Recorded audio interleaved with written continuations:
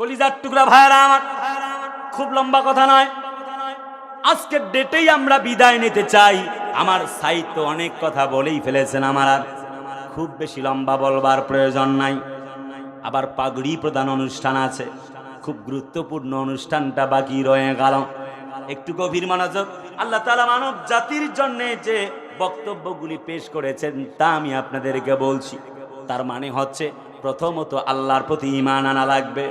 দ্বিতীয় কর্মসূচি, আল্লাহ পাকের কোরআনে কারিম মানা লাগবে। আল্লাহ রাব্বুল আলামিন কোরআনে কারিম বলেন, কি জন্য তোমরা কোরআন মানবা? লিতুখরিজান নাসা মিনাজ যুলুমাতি ইলান নূর।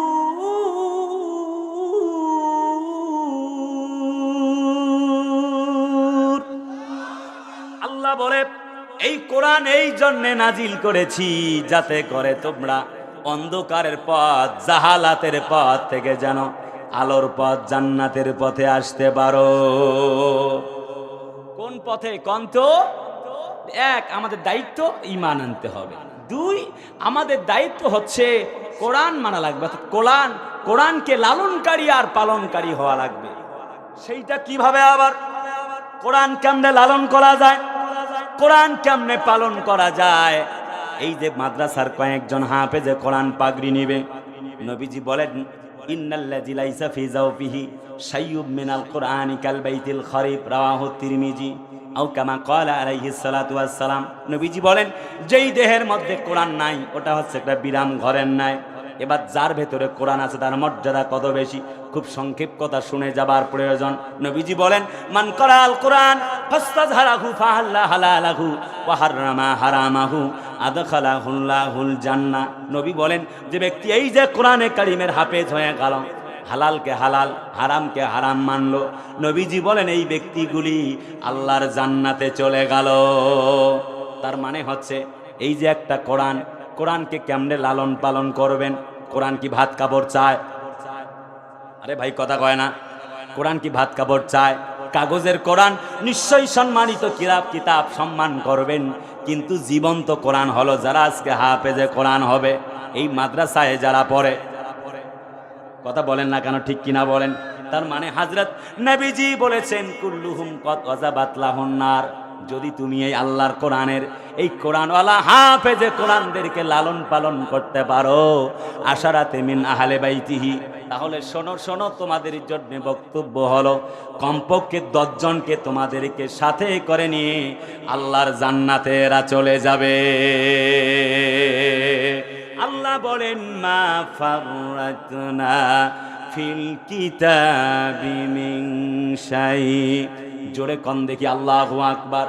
সূরা আনাম ৩৮ নম্বর আয়াত। আল্লাহ বলেন, এই কিতাবের সমস্ত বিষয়গুলিকে আমি আল্লাহ পাক দিয়েছি তোমাদের জন্য, এমন কোনো বিষয় নাই যা আমি দেই নাই। তার মানে হচ্ছে, কোরআনে আছে অ্যাস্ট্রোলজি, বায়োলজি, কসমোলজি, এর জীব বিজ্ঞান, পদার্থ বিজ্ঞান, সমাজ বিজ্ঞান, সব কিছু আছে কলিজার টুকরা ভাইয়ারা। তার মানে হচ্ছে, এক, মুমিন যারা সুসংবাদ প্রাপ্ত বিজয়ী তারা। 2 নম্বরে, তার মানে আল্লাহর কোরআন লালন পালনকারী যারা, সুসংবাদ প্রাপ্ত বিজয়ী মুমিন তারা। তার মানে হচ্ছে, এই তো জীবন্ত কোরআন যে সকল মাদ্রাসার ছাত্র, আমার কলিজার টুকরা এই সোনার ছেলে যারা মাদ্রাসায় পড়ে, এদের মর্যাদা আল্লাহ কত বেশি দিয়েছেন। যে ব্যক্তি হাফেজে কোরআন হয়ে যাবে, তার বাবার মাথায়, তার পিতা মাতার মাথায় এমন মুকুট পরানো হয়ে যাবে, ওই মুকুটের আলোয় গোটা যেন কিয়ামতের ময়দান আলোকিত হয়ে যাবে। বন্ধুরা আমার, যদি লালন পালন করেন, লাভ হবে 2টি। এক, এই জীবনে সম্মানিত হয়ে যাবেন। একটু লক্ষ্য করে দেখুন, আমাদের ডক্টর মিজানুর রহমান আজহারি, আমাদের প্রিয় মামুনুল হক, কলিজার টুকরা সাইদি, এমনি করে যত আলেম বৃন্দ রয়েছেন, তারা সম্মানিত একটি মাত্র কারণে, আল্লাহর কোরআনকে লালনকারী হবার কারণে। আরে ভাই, কথা বলে না, ঠিক কিনা? 2 নম্বর লাভ হবে, রিজিকের অভাব হবে না। সুবহানাল্লাহ কয় না? অনেকে বলে, হুজুরেরা ভাত পায় না। আমি বলি, এই বেটা, ভাত পায় না মানে ভাত খাওয়ার টাইম পাই না।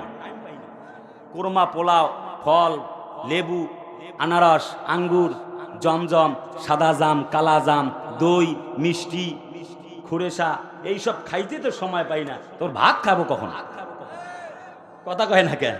লালন পালনকারী যদি হতে পারেন কোরআনের, এক সম্মান আল্লাহ বাড়ায় দিবে, দুই রিজিকের অভাব হবে না। আপনার এই মাদ্রাসার ছাত্রর কথা বলছি, এরা কোরআন লালন পালন করে, বলেন তো দেখি ৬-৭ হাজার টাকা বেতন পায়, কি চমৎকার চমৎকার কোট গায়ে দেয়, মনে হয় আসমান থেকে নাজিল হয়েছে। আরে কথা কয় না রে ভাই, কি চমৎকার চেহারা দেখেন না, মাশাআল্লাহ, নায়কের মতো চেহারা না? আরে কথা কয় না রে ভাই, বেতনের বেলা যদি জিজ্ঞেস করি মনে হয় ফেল মারবেন। কথা কয় না, কি চমৎকার কোট গায়ে দিয়েছে আমার আবু সাইদ, বেতন দেন একেবারে কম। বলেন তো দেখি ব্যবস্থা করে কে? এই কথা বইলে আবার আপনার ঠকায় দিয়েন না। সুদে ঘুষে জীবন কাটে, করে দুর্নীতি, এমন লোক হয় যদি এলাকার সভাপতি।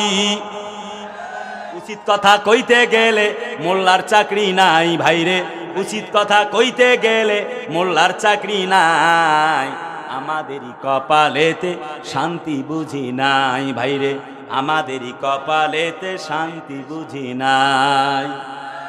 ৫ ওয়াক্ত নামাজ পড়ে কপালে তার দাগ, মক্কাতে যায় নামের আগে লাগায় হাজি সাহেব, চা দোকানে বসে হাজি টেলিভিশন চায় ভাইরে, চা দোকানে বসে হাজি টেলিভিশন চায়, হিন্দি গানের তালে তালে পা দুটি নাচায় ভাইরে, আমাদেরই কপালেতে শান্তি বুঝি না।